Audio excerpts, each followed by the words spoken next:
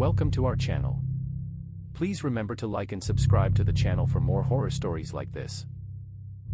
The Watcher, a terrifying tale of stalking and its aftermath.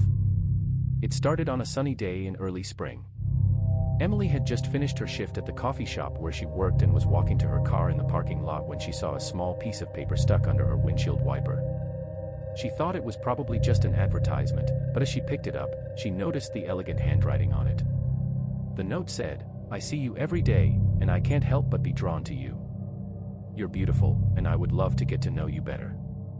It was signed with a simple initial J. At first, Emily was flattered by the note. She had never received anything like it before. But as she thought more about it, she became uneasy. Who was Jay, and how did he know so much about her? She couldn't recall ever seeing anyone who matched his description at the coffee shop. Over the next few days, Emily found more notes. They were left on her car, her desk at work, and even in her mailbox at home. They always contained similar messages, with Jay professing his admiration for her and his desire to meet her. Emily tried to ignore the notes and go about her life as usual, but the feeling of being watched lingered in the back of her mind. She started to feel anxious and paranoid, always looking over her shoulder. One day, Emily received a bouquet of roses at her workplace. The card attached to them read, "I hope you like these.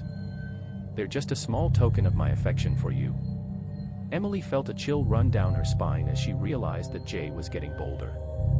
She knew she had to do something to put a stop to it. She started looking for ways to track down Jay and confront him, but all she had to go on was the initial he had signed the notes with. She felt trapped and vulnerable, not knowing when or where Jay would strike next. As the days went on, Emily's stalker became more persistent.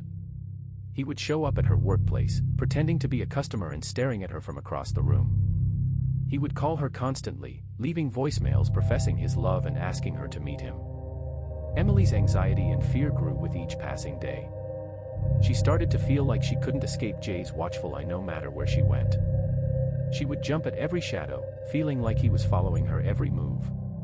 One evening, as Emily was walking home from work, she felt someone's presence behind her. She turned around but saw nothing but an empty street. She quickened her pace, but the feeling of being followed persisted. As she reached her apartment building, she turned around once more and saw a man in a hoodie ducking behind a parked car.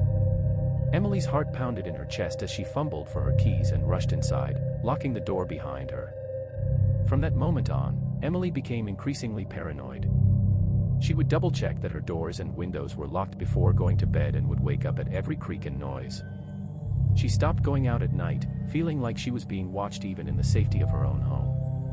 Emily's friends and family urged her to go to the police or get a restraining order, but she was hesitant. She didn't want to escalate the situation or make things worse. She felt like she was trapped in a nightmare, with no end in sight. Despite Emily's attempts to avoid her stalker, Jay continued to find ways to contact her. He would leave gifts outside her apartment door, such as chocolates or flowers, accompanied by more notes expressing his love and admiration. Emily was feeling increasingly desperate and trapped. She started to lose sleep, and her work performance suffered. She couldn't shake the feeling that she was being watched all the time, and it was taking a toll on her mental health. One day, Emily's worst fears were realized. She was walking home from the grocery store when Jay appeared out of nowhere, grabbing her arm and pulling her into an alleyway. "Please, leave me alone," Emily pleaded, trying to pull away from him.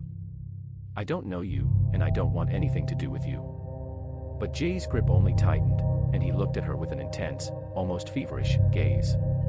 "You're mine," he said. "I've been watching you for so long, and I know everything about you. We're meant to be together." Emily was terrified. She knew she had to fight back, but she felt powerless against Jay's strength and determination. She struggled and screamed, but Jay wouldn't let go. Just when Emily thought all was lost, a passerby heard her screams and called the police. Jay was arrested, and Emily was taken to the hospital to be treated for her injuries. In the following weeks, Emily learned more about Jay's background. He had been stalking her for months, tracking her every move and obsessing over her. Emily was shocked and disturbed by how deep Jay's obsession had run. Emily was grateful that Jay was finally behind bars, but she still struggled with the trauma of what had happened to her. She sought therapy and support from her loved ones, but the fear and anxiety of being stalked lingered in her mind. She couldn't shake the feeling that Jay was still out there, waiting for his chance to strike again. After Jay's arrest, Emily hoped that her life would return to normal. But the trauma of being stalked and attacked had left deep scars that wouldn't heal easily. Emily had trouble sleeping and would often wake up in the middle of the night in a cold sweat, thinking that Jay was still out there. She had panic attacks and felt constantly on edge, even in the safety of her own home. Emily's friends and family were supportive, but they couldn't fully understand what she had been through. Emily felt isolated and alone, like no one could truly grasp the fear and trauma she had experienced. She sought therapy to help her cope with the aftermath of the stalking, but progress was slow. Emily couldn't shake the feeling that Jay was still out there, watching her every move. One day, Emily received a letter in the mail. It was from Jay, who was still in prison. The letter was full of ramblings and delusions, with Jay professing his love for Emily and insisting that they were meant to be together. Emily was terrified and disgusted by the letter and immediately contacted the authorities. Emily knew that Jay was locked up, but the letter made her realize that the threat of being stalked and attacked was still real. She started taking self-defense classes and carrying pepper spray with her at all times. As time went on, Emily slowly started to heal. She found solace in her friends, family, and therapy. She realized that the trauma of being stalked would never fully go away, but she could learn to live with it. Emily's experience had taught her to be more aware of her surroundings and to take her safety seriously. She hoped that by sharing her story, she could help others who might be going through a similar situation. Emily knew that the trauma of being stalked would always be a part of her life, but she refused to let it define her. She was determined to live her life to the fullest, knowing that she had the strength to overcome anything that came her way. Thank you for listening. We really hope you liked it. Please leave a comment, subscribe and like the video to encourage us to keep going and providing you with more stories.